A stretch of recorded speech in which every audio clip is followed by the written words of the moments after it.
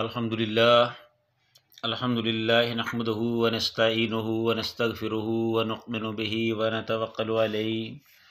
ونعوذ باللہ من شرور انفسنا ومن سیئات اعمالنا من یہدہ اللہ فلا مضل لہ ومن یضلل فلا ہادی لہ ونشہد ان محمدا عبدہ ورسولہ اللہم صلی علی محمد وبارک وسلم اما بعد اعوذ باللہ السمیع العلیم من الشیطان الرجیم بسم اللہ الرحمن الرحیم ان فی خلق السماوات والارض واختلاف اللیل والنہار والفلک التی تجری فی البحر بما ينفع الناس وما انزل اللہ من السماء من ماء فأحیا به الارض بعد موتها وبث فیہا من کل دابۃ وتصریف الریاح والسحاب المسخر بین السماء والارض لآیات لقوم یوقنون صدق اللہ العظیم۔ ہر قسم کی حمد و ثناء اللہ تعالیٰ کی ذات کے لیے، جس نے ساری کائنات کو بنایا، زمین و آسمان کو بنایا، تمام مخلوقات کو پیدا کیا اور اس کی روزی کا انتظام کیا، اور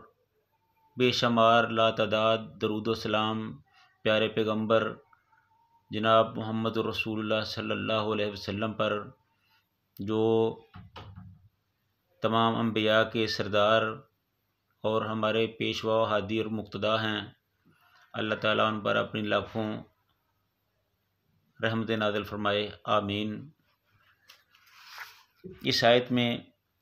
اللہ تعالیٰ نے اپنی توحید، اپنی قدرت کاملہ کا بھرپور اظہار کیا ہے، جو جب بھی آدمی خلوص نیت کے ساتھ، پوری دل جمعی کے ساتھ اس کا مطالعہ کرتا ہے، اس پہ غور و فکر کرتا ہے، تو اللہ کی توحید انسان کے دل میں، دماغ میں پوری طرح رچ بس جاتی ہے۔ اللہ تعالیٰ نے فرمایا ان فی خلق السماوات والارض، بے شک آسمانوں اور زمین کی تخلیق میں، واختلاف اللیل والنہار، دن اور رات کے اختلاف میں، والفلک التی تجری فی البحر، اور جو کشتیاں چلتی ہیں سمندر میں، بما ینفع الناس، اور ان سے جو لوگوں کو منافع ہوتا ہے، نفع ہوتا ہے، وما انزل اللہ من السماء من ماء، اور جو اللہ تعالیٰ آسمان سے بارش کو نازل فرماتا ہے، فأحیا به الارض، پھر اس بارش کی وجہ سے زمین زندہ ہوتی ہے، بعد موتها، اس کے مرنے کے بعد، وبث فیہا من کل دابۃ، اور پھر اللہ تعالیٰ نے چوپایوں کو پوری زمین میں پھیلا دیا، وتصریف الریاح، اور یہ جو ہوائیں چلتی ہیں، والسحاب المسخر، اور ان بادلوں کا آنا جانا جو اللہ رب العزت کے کنٹرول میں ہے، کہ جس طرف چاہا بھیج دیا، جہاں چاہا برسا دیا، جہاں چاہا کام لے لیا، بین السماء والارض، آسمانوں اور زمین کے درمیان، لآیات لقوم یعقلون، ان تمام باتوں میں اللہ تعالیٰ کی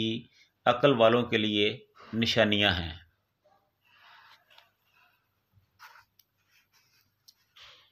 بے شک ان فی خلق السماوات والارض، کون ہے جو زمین اور آسمان کو پیدا کر سکتا ہے؟ صرف اللہ تعالیٰ کی ذات ہے، اس کے علاوہ کوئی اور نہیں۔ جب اللہ تعالیٰ نے زمین اور آسمان کو بنایا تو کسی سے مشورہ نہیں کیا، صرف اللہ نے ہی اس کو بنایا۔ واختلاف اللیل والنہار، دن اور رات کا اختلاف سے مراد کہ جب دن ہوتا ہے اس وقت رات نہیں ہوتی، اور جب رات ہوتی ہے اس وقت دن نہیں ہوتا، ان کا جو باہمی اختلاف ہے اس کا اظہار ہے۔ تو جب دن اور رات کو بنایا تو اس وقت بھی اللہ نے کسی سے مشورہ نہیں کیا، اپنی مرضی سے ہی بنایا۔ والفلک التی تجری فی البحر بما ینفع الناس، اور جو سمندروں میں کشتیاں چلتی ہیں اور لوگوں کے فائدے کے لیے سامان کو ادھر سے ادھر لے کے جاتی ہیں، تو یہ بھی سارا سلسلہ میرے اللہ ہی کا بنایا ہوا ہے، اس میں کسی اور کا مشورہ شامل نہیں ہے۔ وما انزل اللہ من السماء ماء، جو آسمان سے اللہ تعالیٰ بارش کو نازل کرتا ہے اور اس کی وجہ سے فاحیا بہ الارض، زمین کو زندگی ملتی ہے، بعد موتها، حالانکہ وہ مر چکی تھی، وبث فیہا من کل دابۃ، پھر جب اس بارش کے بعد زمین میں چارہ اگتا ہے تو اللہ تعالیٰ نے اس پوری زمین میں چوپایوں کو پھیلا دیا تاکہ وہ چلیں پھریں اور کھائیں پئیں، تاکہ ان کی افزائش ہو سکے۔ وتصریف الریاح، اور جو زور سے چلنے والی ہوائیں ہیں، والسحاب المسخر، اور جو بادل ہیں ادھر ادھر آنے جانے والے، یہ سب اللہ تعالیٰ کی ہی قدرت کاملہ کا نتیجہ ہے، اللہ تعالیٰ ہی کے پیدا کردہ ہیں، اللہ تعالیٰ نے کسی سے مشورہ نہیں لیا۔ بین السماء والارض، جو آسمانوں اور زمینوں کے درمیان چلتے ہیں، لآیات لقوم یعقلون، یہ نشانیاں ہیں عقل والوں کے لیے۔ تو جب یہ ساری چیزیں اللہ تعالیٰ نے اپنی مرضی سے بنائی ہیں، اس میں کسی کو شریک نہیں کیا، کسی سے مشورہ نہیں کیا، کسی کو ساجی نہیں بنایا، تو پھر کیا مصیبت بنی ہے کہ انسان کہتا ہے کہ اللہ تعالیٰ نے، چونکہ یہ اتنا بڑا نظام ہے، جس طرح بادشاہ کو اپنی حکومت چلانے کے لیے وزیروں کو رکھنا پڑتا ہے، ڈی ایس پی کو رکھنا پڑتا ہے، اس میں ایس پی کو رکھنا پڑتا ہے، انتظامیہ کو لگانا پڑتا ہے، اسی طرح اللہ تعالیٰ نے اس نظام کو چلانے کے لیے بھی رکھے ہوئے ہیں۔ بھائی یہ سب غلط مسئلے ہیں، یہ چیزیں اللہ تعالیٰ پر فٹ نہیں آتی، اللہ تعالیٰ کے معاملے پر ایسی مسائلیں نہیں دینے چاہیے۔ یہ جتنے بھی دنیا کے حکمران ہیں یہ تو سب محتاج ہیں، لیکن جو اللہ تعالیٰ کی ذات ہے وہ اللہ الصمد، وہ تو بے نیاز ہے ان چیزوں سے، ان کو ان چیزوں کی ضرورت نہیں، وہ ہمیشہ اپنی مرضی ہی کرتا ہے، اپنی مرضی سے ہی چلتا ہے، سارا نظام اسی کے کنٹرول میں ہے، اس نے کسی کو نہیں رکھا ہوا، اس نے کسی کو اختیار نہیں دیا ہوا، سب اسی کا کیا ہوا ہے۔ تو اس لیے ہمیں اپنے عقیدے کو صحیح کرنا چاہیے کہ جو ہماری جتنی بھی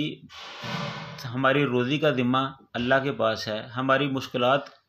جو ہوتی ہیں اس کو ختم کرنے والا اللہ ہے، ہماری حاجت روائی کرنے والا اللہ ہے، ہمیں اولاد دینے والا اللہ ہے، ہمیں روزی رزق کاروبار دینے والا اللہ ہے، یہ سارے کام اللہ ہی کے ہیں۔ جب اللہ ہی کے کام ہے تو پھر ہم اوروں کی طرف کیوں دیکھتے ہیں؟ تو او بھائیو، اپنے عقیدوں کو درست کرو۔ یہ قطعاً غلط ہے کہ اللہ تعالیٰ نے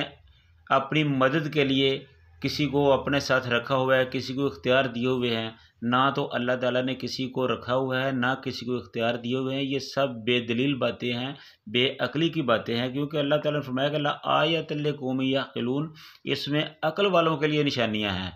تو یہ عقل جو ہے نا،